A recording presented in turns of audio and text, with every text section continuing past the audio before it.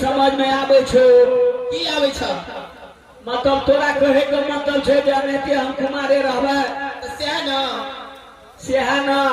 हे अनने है छो तखनी जे छे औतिया ले छी मैट के बना दियो आ मंत्री भैया मैट से कोनो कोई शादी करे छै तू तो साफ छोट छी अब लगन आवे वाला छे लगन आवा दही महाराज के कहबे आए मंत्री भैया हम तो नहीं कह सके अपना पिताजी के हम अपना भैया जी के तो हम नहीं कह सके छिए तू ये नहीं बतेबा तो हमर शादी के बारे में सोचता है सेहा ना आहे महाराजो के जे कहे छे महाराज त प्रेम के चंदा बन गया छे आए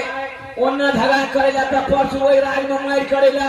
चारम दिन ओई राज में पिटाई करेला तो तू बतेबा भैया के पिताजी के तब ना अच्छा आप कहबे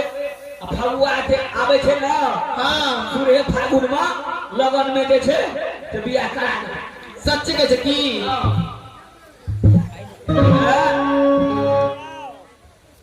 अरे ठीक छे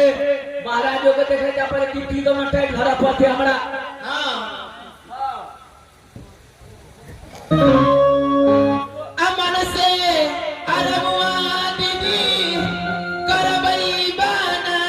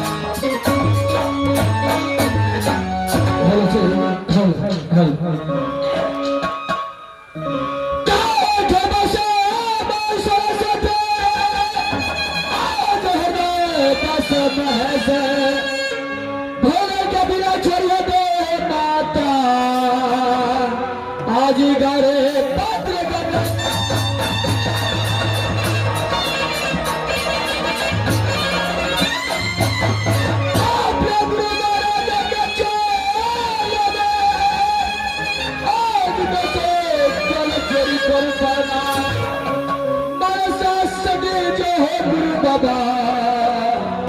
ये सदा रहो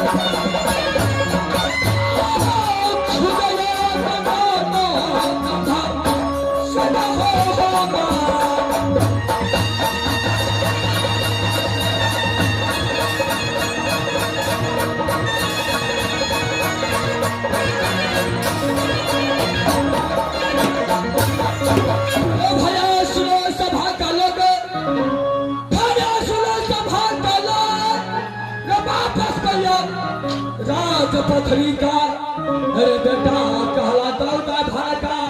अरे गदी खेलना चलन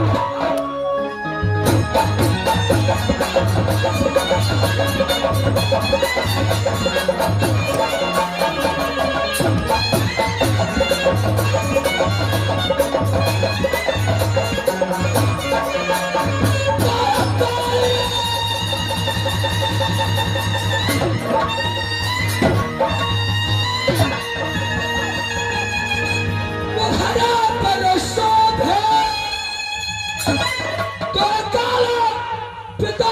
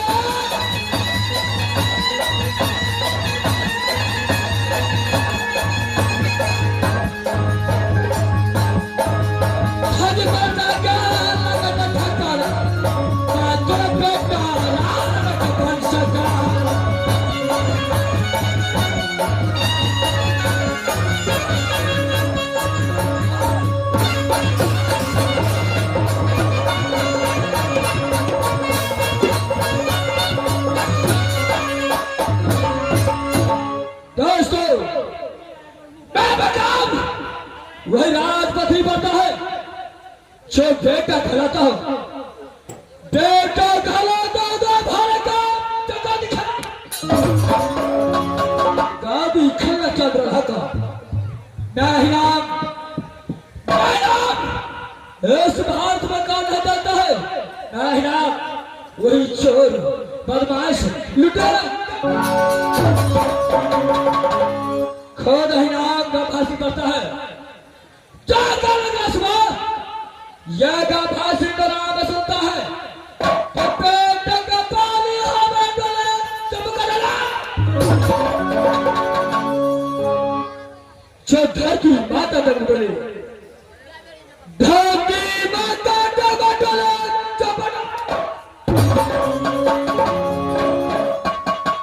जब बच्चे रोता है अपनी माँ की गोद में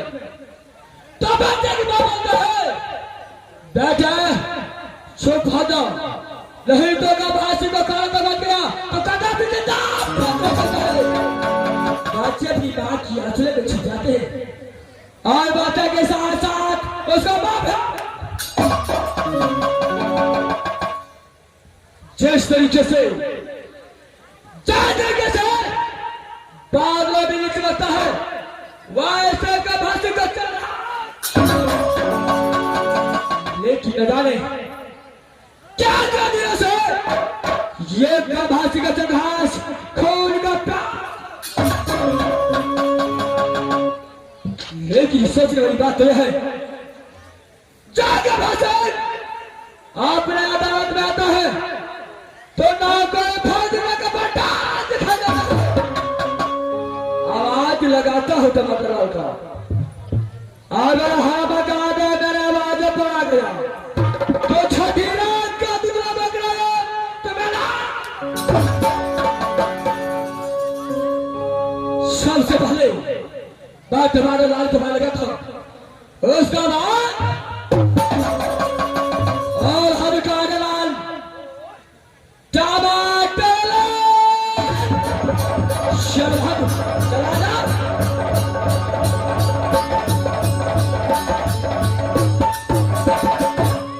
के बार गुन गए मरवा तेरा फेर गुन गो मरवा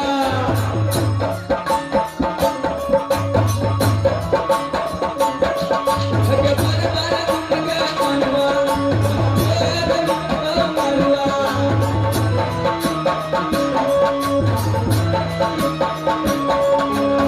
मरवा में मोती है धिया पुता खोलुची है